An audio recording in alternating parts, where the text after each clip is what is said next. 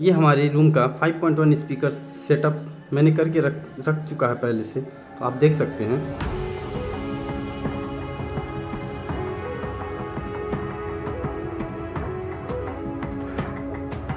ये हमारा दोनों सराउंड रियर स्पीकर है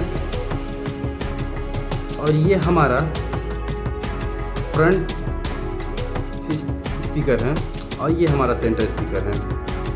ये सब ऊपर रखा हुआ है। आइए अब हम आपको अपने मॉनिटर स्क्रीन पे ले चलते हैं, वहाँ सेटअप करके आपको दिखाएंगे